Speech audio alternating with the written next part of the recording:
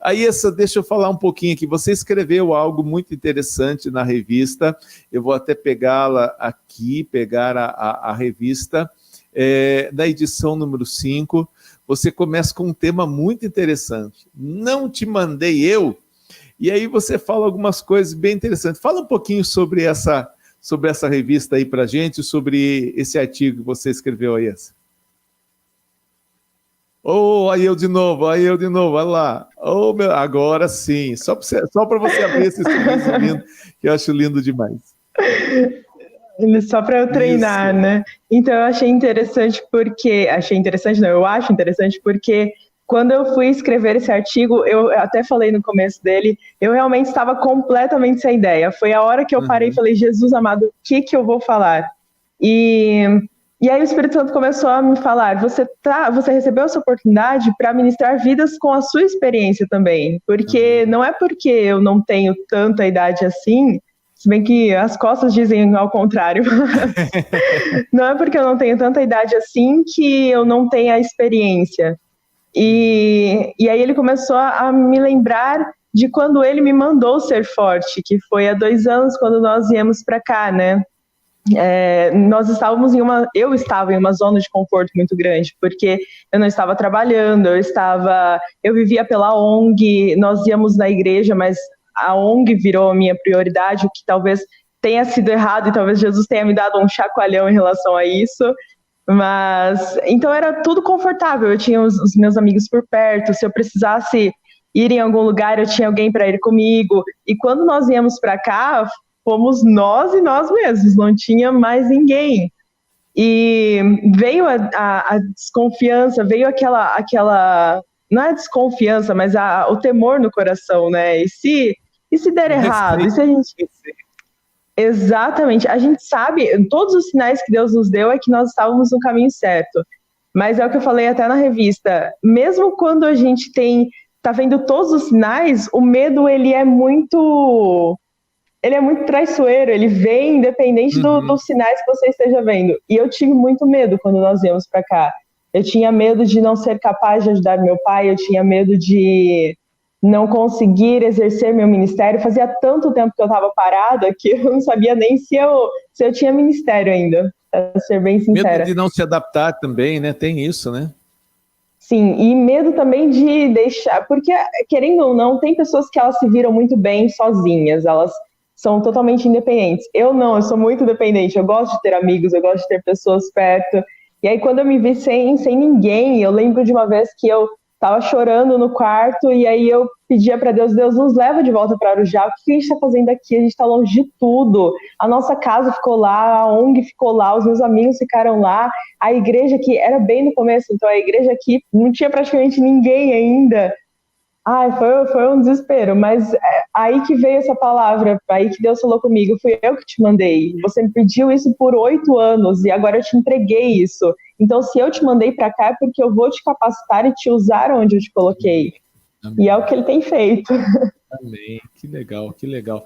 Então, aí você escreve uma frase bem interessante falando assim sobre você sonhar os sonhos de Deus, né? Muito interessante isso, né? Fala um pouquinho sobre isso aí, essa questão de você aprender a sonhar os sonhos de Deus. É uma questão de dependência, de você aprender a ficar mais dependente de Deus, a se abrir mais. Deixa eu te contar uma coisa antes, eu sou muito prolixo, mas tudo bem, me aguenta um pouquinho.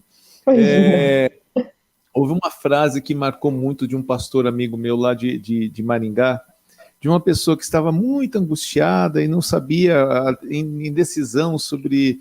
Sabe aquele momento que você não sabe se você compra uma escada, uma bicicleta, você não sabe onde vai? E ela não sabia se ficava em Maringá, se ia para Portugal, se ia para Espanha. E aquele rapaz falou, faz o seguinte, mano. E esse pastor é uma bênção na minha vida. Falou, você faz o seguinte, você pega uma bag bem grande e coloca todos os teus pedidos lá dentro, todas as suas necessidades, os seus atritos com Deus, seus conflitos, coloca tudo lá dentro. Aí você fecha ela e põe do lado do quarto, do lado de fora do quarto, fecha a porta e entra dentro e fala assim, Deus, agora é eu e o Senhor aqui, só nós dois. Nossa. E aí o resto Quando você abrir, você vai ver que metade da bag já foi embora, né? E seria essa questão do sonho de Deus, é ficar mais na intimidade com Ele, mais na dependência com Ele?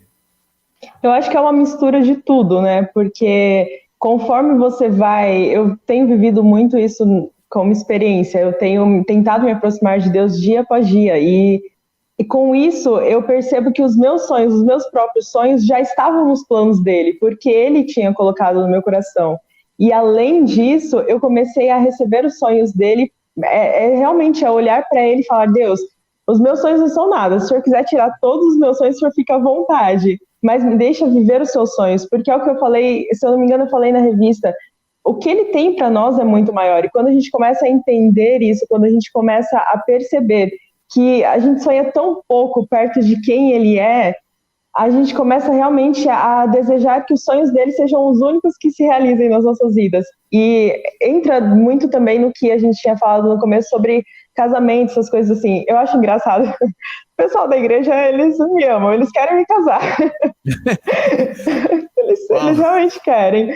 E eu acho engraçado porque eu não tenho esse desespero de, ai meu Deus, eu preciso casar. É lógico que é o que eu falei, às vezes bate um desespero, tipo, Deus, já deu a hora, vamos lá. Mas você começa a perceber que isso são as demais coisas que ele acrescenta. Tem muita coisa envolvida, tem muito mais coisas, tem almas para ganhar, tem pessoas para ajudar, tem trabalhos para realizar. Então você começa a perceber que os sonhos dele são mais essenciais, são prioridade. E aí, quando a gente começa a sonhar esses sonhos, é aí que ele torna os nossos a prioridade dele, né? Então eu acredito muito nisso, assim. Minha lindinha Aie, como tu cresceu, menina, que coisa linda. Seu Instagram é esse, né? Aie Sacê. É isso? Esse então, mesmo. Se alguém quiser contratar uma advogada, se alguém quiser bater um papo, Aie Sacê, você pode segui-la lá nas redes sociais, lá vai ser muito legal. Aie, vamos estar encerrando esse papo, você está falando demais hoje? Vamos encerrar esse papo? Meu Deus. Quando fica nervoso fala, né?